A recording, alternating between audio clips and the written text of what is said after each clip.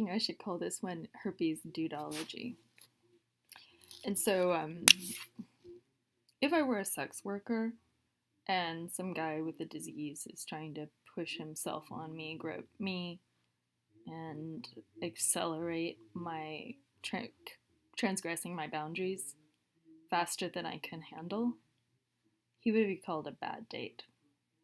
So, herpes dudeology, bad date. I was trying to look up law cases regarding transmission of the very few law cases that I can find that involve transmission of herpes as a crime. It's sort of a distinct aspect of a crime. Are well, like there was at least one in England, and the transmission has to occur. And in the concept of an assault and battery, motioning to strike someone is the assault. Battery is when your fist hits the person, or when the piece of paper hits the person that you are assaulting the person with. And so the assault and battery are two distinct things, although they're largely conflated and confusing to people. So, in a sense, the motion to grope is the assault, the actual groping is the battery. The motion to jam his erection on me is the assault. The ramming of his erection on me is the battery. So is this guy who's already proclaimed this herpes problem, which I do realize it made me feel extremely uncomfortable. Like, why are you telling me this? But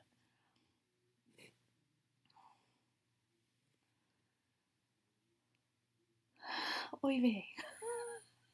So herpes dudeology, it's really not my problem to deal with the, oh, I'm sorry. But I did. I was polite. I was like, oh, I'm sorry. And it was kind of like, they call it oversharing. He was clearly oversharing. But he was oversharing because he thought he was getting somewhere or under some kind of expectation to get somewhere with me, when that was not the case. And that was not going to happen. And that's where I just kept feeling like, oh, he's presumptuous. He's extremely arrogant. Ooh, there's some, I mean, like, oh, the play by play. The thing about me that's just terrible is I have a really good memory sometimes. Like, I can remember every detail like it's a movie I can watch. Like, he, like, fell to my feet like a clingy puddle of sappy, like, faux chivalry, like, Lancelot type stuff. And I'm just, like, cackling like my grandmother, like, because it's just like, okay, this is weird, basically.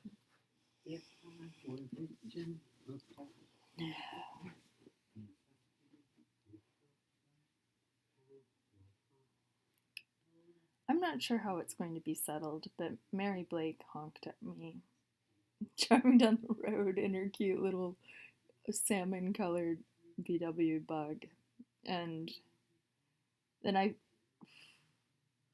found some pies and gave them to the sweet old homeless man. And things work out sometimes, synchronicity.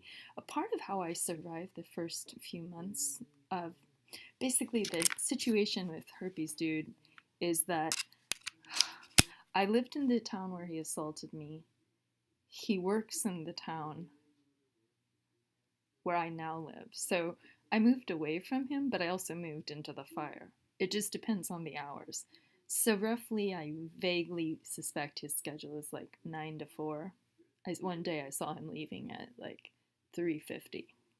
So my biological clock feels his energy through the trees because he's this man who's assaulted me, pinned me down, bruised my arms, rubbed himself on me against my will, gotten away with it, and works with senior citizens.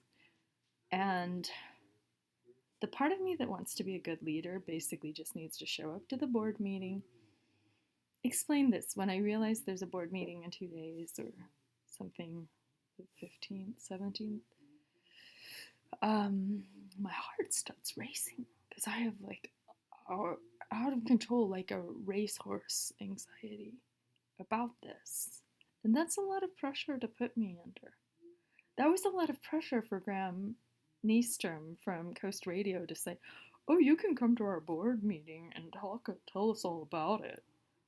I'm like, oh, it's like he's trying to book an engagement with some stunning performance by the next Rose McGowan. I'm like, that's not easy to be an advocate.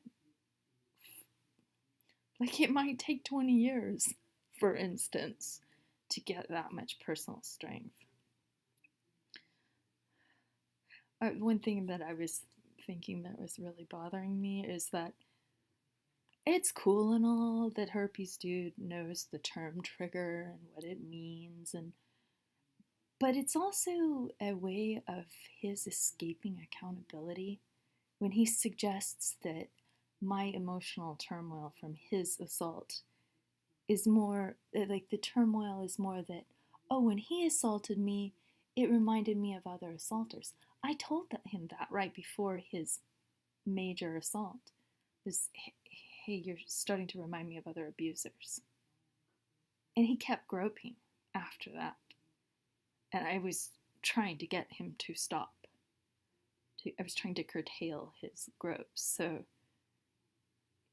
he knew what he was doing. But something in his mind was not. I struggle with all these different explanations. He's senile. He has Asperger's. He's probably the college rapist who has done this a million times, or he's abusive to his girlfriend, or maybe he does even worse stuff. I don't know. Like, maybe he abused all of the attorneys he dated and all of the black girls in Detroit he dated, and maybe he abused, like, the women in Brussels he dated. Maybe he's just always had that in his game.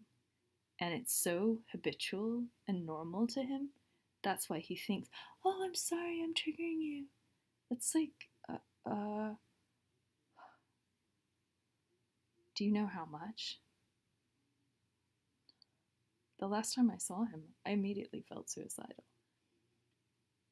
So, herpes dude who's sexually attacked me doesn't really get it, I don't think, how horrifying that was, how humiliating, how dehumanizing, how it put my whole life on the line, and I had just barely enough money to get out of Astoria and move to Seaside. I barely got out by the skin of my teeth, but I felt like I cannot sit in this box where this man has assaulted me. I have to get to safety where I know the person that I love and his family will protect me more. And then I can deal with it from there. And as I was packing, because I couldn't move for like a month, I kept having like flashes. And these flashbacks would come back like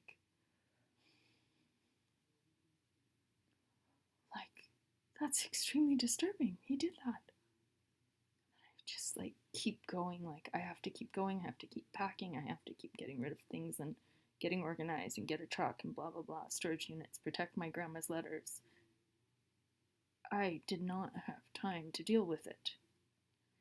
And furthermore, I really didn't have the words. And I didn't have the thinking skills to completely set aside my delusional stake in a friendship. My delusional stake in what was grooming by a predator. Like, oh, he's like they always say about Polanski and Harvey Weinstein. Oh, he's so talented, he's so creative. Yeah, but he's a disrespectful, groping perv who has no respect for a woman's body or physical autonomy or integrity. He has no respect for the concept of consent.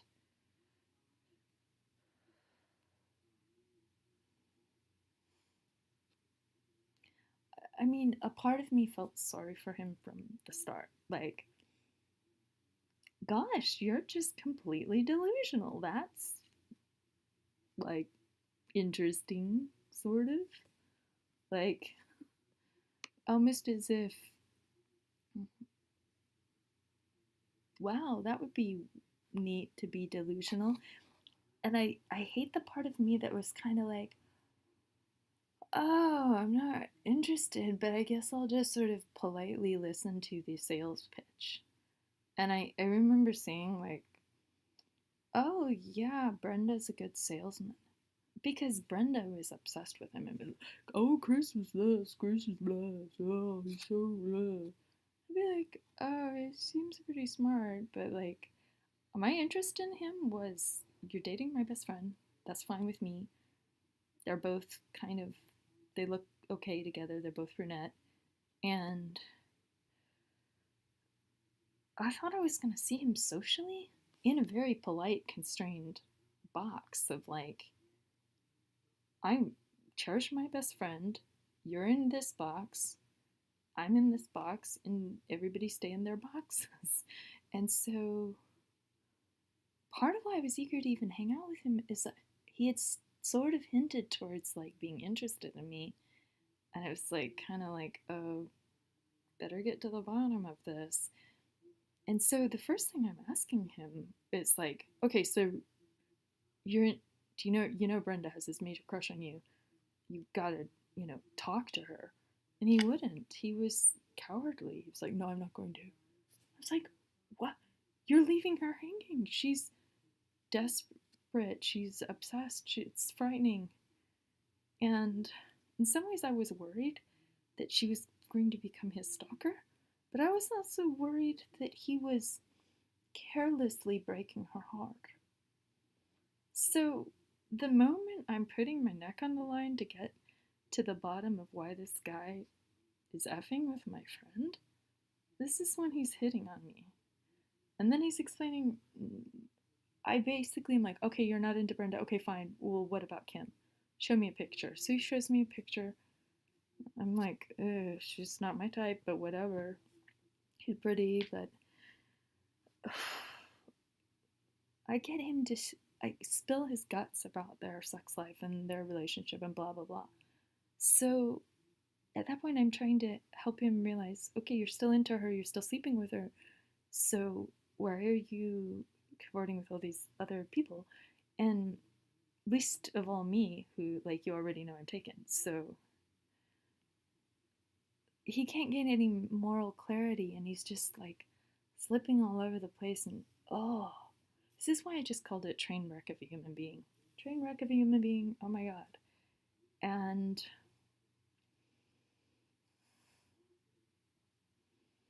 just like, I would sleep with you, but I have herpes. I'm thinking like, oh my god, this is like creepy, scary. I can only imagine the look on my face. I can play some poker face. I can. But I'm sure it was like, I was like, oh, no, I'm sleeping with George. And at that point, I realized this predator mentality is he's prying into my personal life, my personal information, that he has no right to have that. And his way of prying is not a friend, he's a spy. And furthermore, he doesn't care that I feel very invaded in terms of he's invaded my apartment. I've offered him tea because I want to discuss his whole crazy love life with all these women problems and hope my friend, I wanted to mitigate the harm of her being massively hurt by him, as I had suspected he was hurting her. And that, so I basically put my neck on the line for this best friend. And right after the incident where Chris Duffy attacks me,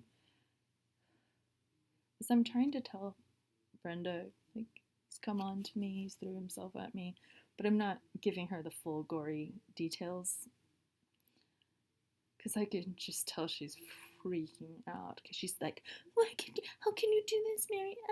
Like, it's all my fault, right? This guy has cornered me and done this to me.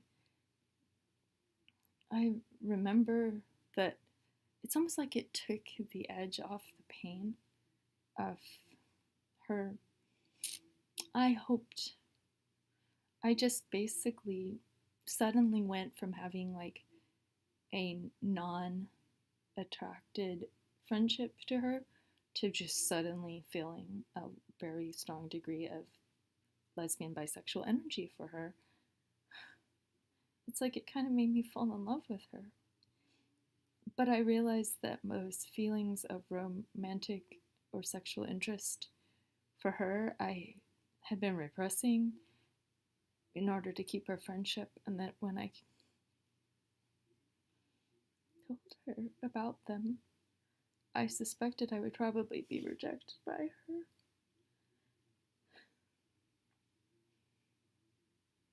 But I realized they were the flight of my mind of refuge from the trauma of this assault from this violent man.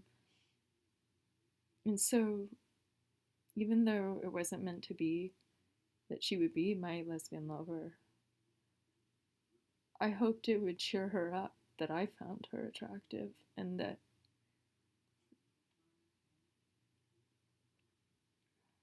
I don't think it did really. And she barely saw me, but like once or twice after that.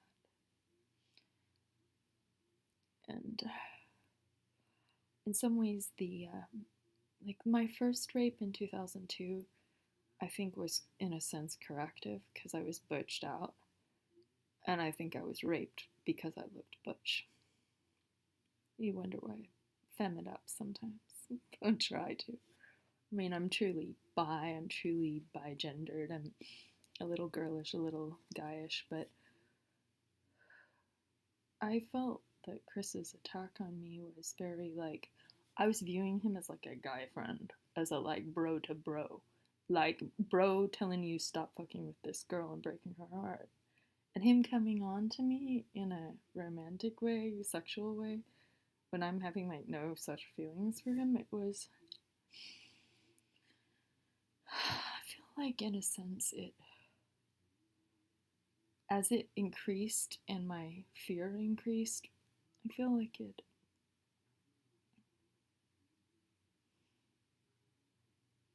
in a sense had an element of hate crime to it.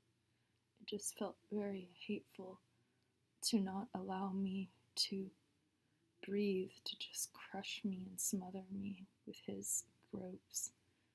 And like, you shouldn't have to be brushing someone's hands off. And not repeatedly. It was a repeatedly thing. And then when he did the final pin down, he made this like mean face as he pinched my arms and pinned my legs and pushed himself on me. I said to the lady at the food bank at St. Vincent de Paul in Gerhard today, I was like, Barbara, I was like, I wonder if he was thinking about raping me when he did that. That's just what I want to know, what was going through his mind. I told her I forgave him for it, but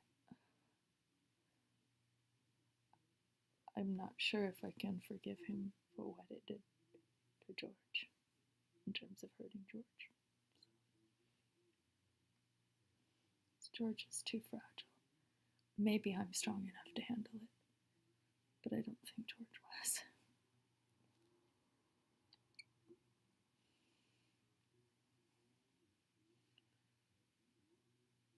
I think he hurt his coworker immensely, and he hurt Brenda immensely. Who knows what about Kim other than Brenda told me she was suicidal, but I hope she's doing better now. Who knows? Who knows? So, herpes dudeology.